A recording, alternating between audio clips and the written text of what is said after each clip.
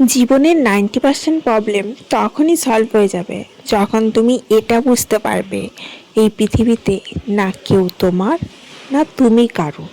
তুমি একান্তই শুধুই নিজের এবং যা আছে তোমার, যা ছিল তোমার, যা থাকবে সেটাও তোমার।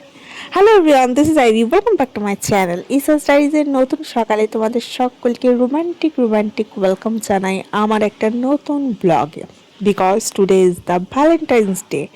আজকে হচ্ছে সেই ভ্যালেন্টাইন্স ডে যেটা আমরা প্রেম দিবস নামে এতদিন জেনে এসেছি, কিন্তু তার সাথে সাথে এটাও জানা উচিত যে এটা কিন্তু ব্ল্যাক ডেও বটে।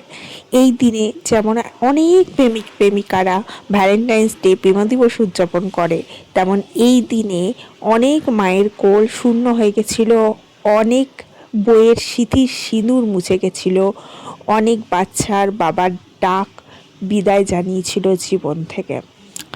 কারণ এমন একটা ঘটনা ঘটে আমাদের দেশে যে এই দিনটা ব্ল্যাক ডে হয়ে চিহ্নিত রয়ে গেছে আমাদের সকলের জীবনে। যাই হোক, কিন্তু আমাদের সকলের কাছে সবথেকে প্রিয় দিন হচ্ছে 15 ফেব্রুয়ারি, কারণ সেটা হচ্ছে শিবরাত্রি। যাই হোক, আজকের দিনটা সকালবেলা এমনি নর্মাল ডে যেমনভাবে শুরু করি তেমন অ্যাজ ইউজুয়ালভাবেই স্টার্ট করেছিলাম দিনটা, কিন্তু ভাবিনি যে দিনটা এত সুন্দর হতে চলেছে। আমার প্রচণ্ড ঠান্ডা লেগেছে, এখনও পুরোপুরি কিওর হয়নি, তবে অনেকটা আমি সুস্থ রয়েছি। আর সামনেই রয়েছে শিবরাত্রি, তার জন্য অনেক বাজার হাট করে আনতে বলেছি হাজব্যান্ড মশাইকে, যা সব পুজোতে লাগে সব করে নিয়ে আসতে বলেছি। কারণ আমাদের এখানে খুব লিমিটেড জিনিস পাওয়া যায়, হঠাৎ করে আউট অফ স্টক হয়ে যাবে তখন আর পাবো না। তার জন্য কিছু কিছু বিশেষ জিনিস থাকে না, সেগুলো আজকেই নিয়ে আসতে বলেছি। আর ভিডিও করা, মেয়েকে পড়ানো, রান্নাবান্না করা, এই সমস্ত কাজ নিয়ে এখন চিরতরে ব্যস্ত মানুষ আমি একজন। কারণ প্রচণ্ড বিজি শিডিউল চলছে, মেয়ের ফাইনাল টার্মের এক্সাম, তার উপরে আমাদের এখানে আবার লেগেই আছে আজ বিয়ে বাড়ি, কালকে অন্নপ্রাশন বাড়ি। নিচে গান বাজনার আওয়াজ এত জোরে পাচ্ছে যে বাচ্চাকে সবসময় পড়ানোও অসুবিধা হয়ে যাচ্ছে।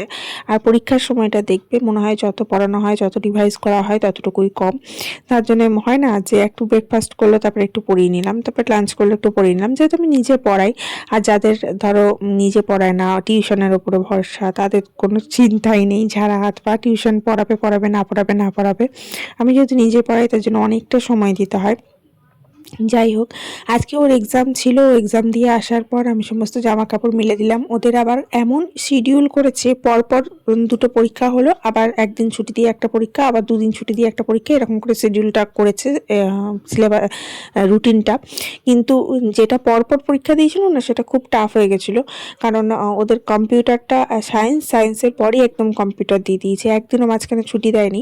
তার জন্য কম্পিউটারটা রিভাইজ করাতে খুব একটু প্রবলেম হয়ে গেছিলো। আর কম্পিউটারটা ওদের এত টাফ কি বলবো, যেগুলো প্র্যাকটিক্যাল সেগুলো প্র্যাকটিক্যালি করলেই ভালো হয়, থিওরিটিক্যাল সেগুলো করতে গেলে অনেকটা টাফ হয়ে যায়।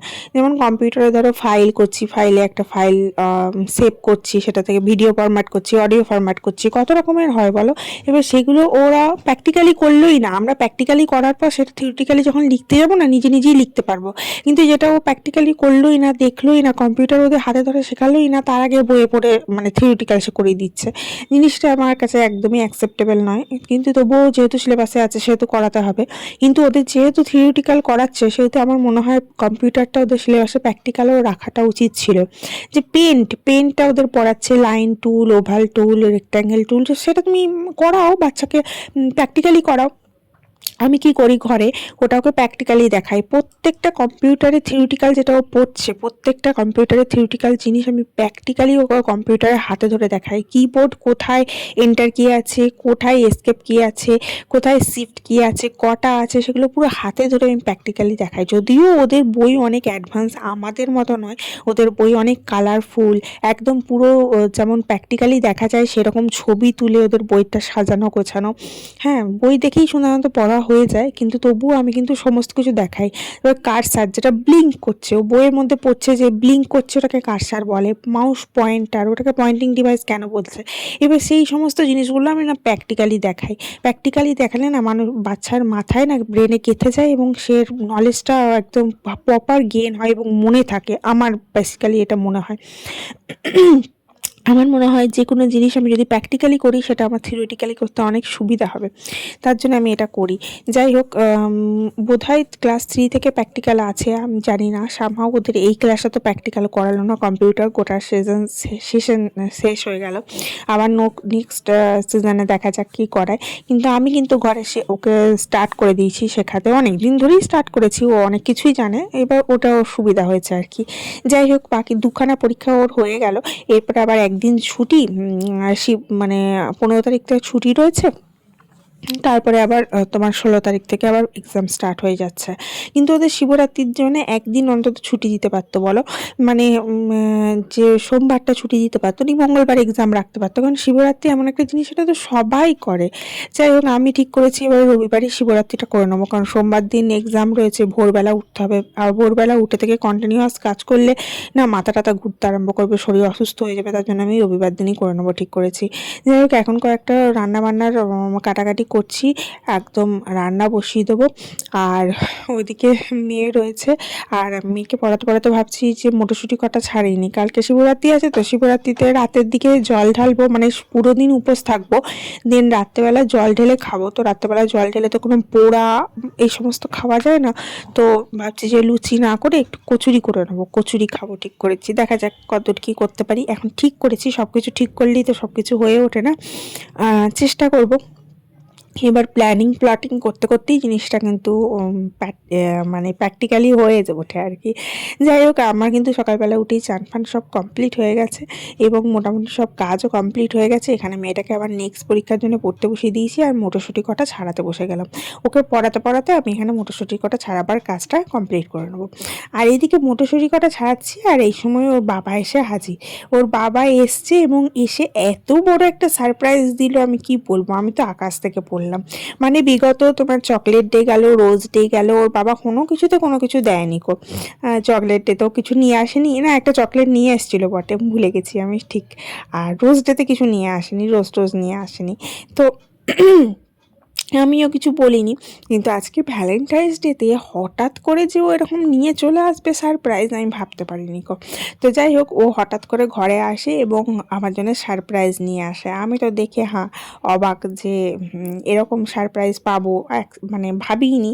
না ভেবেই হঠাৎ করে পেয়ে গেলে মানুষ যেমন অবাক হয়, আকাশ থেকে পড়ে, সেরকম একটা আমার অবস্থা। এসে আমাকে বলে তোমার জন্য একটা সারপ্রাইজ আছে। আমি বললাম কী কী, বলছে দাঁড়াও দাঁড়াও দেখাচ্ছি। যাই হোক, আমরা মেয়েরা যেমন হয়, একটুতে খুশি হই না, সব কিছুতেই বলি আরও বেশি চাই, আরও বেশি চাই, এরকম একটা অবস্থা। তো যাই হোক, ওখানেও আমরা আলোচনা করছিলাম যে কোথাও ঘুরতে টুরতে যাওয়া যাবে কি না, বা আমরা কোথাও যাবো কি না, এই সমস্ত জেনারেল ব্যাপারে আলোচনা করছিলাম। তারপরে শিবরাত্রির টাইমিং কটা কটা হয়েছে, বা কটার সময় পুজো করতে বসবে, এরকমই আলোচনা করছিলাম। কারণ আমার বর যেহেতু সমস্ত পুজো জানে, তো আমি আর ঠাকুর মন্দিরে যাই না, ঘরেই জল ঢেলে দিই, আর মন্দিরে গিয়ে এমনি প্রণাম করে আসি একবার। কারণ আমাদের এখানে মন্দির তো প্রচুর লাইন পড়ে, বিশাল লাইন পড়ে, অতক্ষণ ধরে লাইনে দাঁড়িয়ে থেকে জল ঢালা সম্ভব নয়। আর যেহেতু মেয়ের পরীক্ষা, তাই আমি এদিক ওদিক অন্যদিকে কোথাও যাব না, কারণ আমি গেলেই আমার মেয়েরও সময় নষ্ট হবে, ওকেও রিভিশন করা হবে না। যাই হোক, তো এখানে আমি ওই মটরশুঁটিগুলো বাছছি, আর এই দেখো উনি এসে হাজির, আর আমাকে বলছে এই দেখো তোমার জন্য গিফট নিয়ে এসেছি। কী গিফট নিয়ে এসছে না, রোজ নিয়ে এসছে অ্যান্ড চকলেট নিয়ে এসছে, আমার ফেভারিট চকলেট কিটক্যাট। আমার মেয়েকে বলছি দেখ তোর বাবা রোজ নিয়ে এসছে আজকে ভ্যালেন্টাইন্স ডেতে, কি খুশি। আমি বললাম এতে হবে না, চিড়ে ভিজবে না, তুমি আমাকে একটা ডায়মন্ডের রিং গিফট করো তবে হবে। তো বলছে যে ঠিক আছে, এখন তো নেই আমার কাছে, এখন আমার হাতে যেটা আছে সেটাই পরিয়ে দিচ্ছি। প্রতিবারই তাই করে। অ্যান্ড বললো পরে একটা তোমাকে গড়িয়ে দেবো, এই দেখো ওর সোনার ডায়মন্ড দিয়া, যেটা ও পরে থাকে সব সময়। তো যাই হোক, আমি বললাম এটা নাও, আমাকে পরে একটা গড়িয়ে দিও, সেটা আমি পরে থাকবো।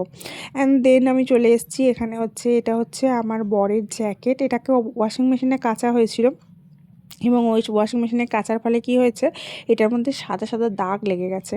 হ্যাঁ, ব্ল্যাক তো, ব্ল্যাকের ওপর সাদা দাগ লেগে গেছে, এটা একটু ভিজে কাপড় দিয়ে মুছে দেবো, তাহলে নিয়ে একবার মেলে দেবো, তাহলেই ঠিক হয়ে যাবে। যাই হোক, তোমরা যারা ভিডিওটা দেখছো অবশ্যই একটা লাইক করো, ভিডিওটা ঝটাপট শেয়ার করে দিও, আর চ্যানেলটা কিন্তু সাবস্ক্রাইব করে রাখতে ভুলে যেও না, অবশ্যই চ্যানেলটা সাবস্ক্রাইব করে রেখো। যাই হোক, এটা পরিষ্কার করে নিই, দেন লাঞ্চ টাঞ্চ করবো। অ্যান্ড লাঞ্চ করার পর একটু রেস্ট নেবো, তারপরে সন্ধ্যাবেলা আবার মেয়েটাকে পড়াতে বসাবো। আজকের রুটিনটা এইভাবেই কাটলো, কিন্তু একটা ছোট্ট সারপ্রাইজ পেলাম, মনটা খুব ভালো হলো। এবং ভালো মন থাকলে জানো তো সারাদিনটাও ভালো কাটে। এবং এই ছোটোখাটো সারপ্রাইজগুলোই আমার মনে হয় সম্পর্কটাকে আরও দৃঢ় করে, আরও ভালো রাখে। কোনো প্রয়োজন নেই একটা গোলাপ আনার, কারণ আজকের দিনে একটা গোলাপ 50 থেকে 100 টাকা দাম ভ্যালেন্টাইন্স ডেতে, কিন্তু তবুও এই একটা ছোট গোলাপই কিন্তু সম্পর্কটাকে অনেক মজবুত করতে সাহায্য করে আমার মনে হয়। কারণ মেয়েরা এই ছোটোখাটো গিফটেই খুশি হয়, তাদের অনেক বড় সোনার দামি গয়না টয়না তো চায় না। একটা ছোট রোজ নিয়ে এলো, একটা ছোট চকলেট নিয়ে এলো, তাতেই মেয়েরা খুশি হয়ে যায়, আমার অন্তত তাই মনে হয়। যাই হোক, এটা পরিষ্কার করে নিই। আর আজকের ভিডিওটা আর বেশি বাড়াবো না, এখানেই আমি শেষ করব। তোমাদেরকে কালকে শেয়ার করব শিবরাত্রিতে কী করলাম কী করলাম না। অ্যান্ড সবাইকে জানাবো মহাশিবরাত্রির অনেক শুভেচ্ছা, ভ্যালেন্টাইন্স ডের অনেক শুভেচ্ছা। তোমরা অনেক ভালো থেকো, অনেক সুস্থ থেকো। এবং অবশ্যই শিবরাত্রির দিন যদি উপোস করে জল ঢালতে নাও পারো, অবশ্যই বাবার কাছে যেও, একটু প্রণাম করো, বাবাকে মন থেকে ডেকো। আশা করি তাতেই বাবা সব ডাক শুনবে, কারণ সবসময় উপোস করার প্রয়োজন হয় না। মন থেকে যদি বাবাকে ডাকো এবং মন থেকে যদি শ্রদ্ধা ভক্তি করো, তাহলে সেটাই আমার মনে হয় মোর দ্যান এনাফ। তার উপরে যদি উপোস টাপোস করো তাহলে কোনো খারাপ কিছু নয়, কারণ আজকাল সিনেমা আর্টিস্টরাও ফাস্টিং করছে। ফাস্টিংটা তুমি অ্যাজ আ শরীরের ভালো দিক হিসেবেও কিন্তু নিতে পারো। যাই হোক, এই দেখো এটা মুছে দিলাম, এটা পরিষ্কার হয়ে গেল। এবার এটাকে একবার মিলে দেবো হাওয়াতে ব্যালকনিতে, তারপর এটাকে গুছিয়ে রেখে দেবো। ওয়াশিং মেশিনে কোনো জিনিস কাচলে না এরকম হয়, টিন্টের জন্য এটা হয় প্রবলেমটা। দেখা যায় যে কোনো ওয়াশিং মেশিনেই করো এটা হবে, তার জন্য কিছু জিনিস ওয়াশিং মেশিনে না কাচাই ভালো, হাতে কাচাই ভালো। তো আমার শরীরটা যেহেতু খুব খারাপ, আমি হাতে কাচতে পারিনি বলেই এটা ওয়াশিং মেশিনে আমি দিয়েছিলাম। তো চলো এখানেই বিদায় নিই। ভালো থেকো সবাই, হ্যাপি থেকো সবাই, এবং অবশ্যই নিজের মন খুলে বাঁচো, এটুকুই বলবো। মনে রাখো, নিজের থেকে ভালো বেশি দামি পৃথিবীতে আর কিছু নয়। Love you all, by.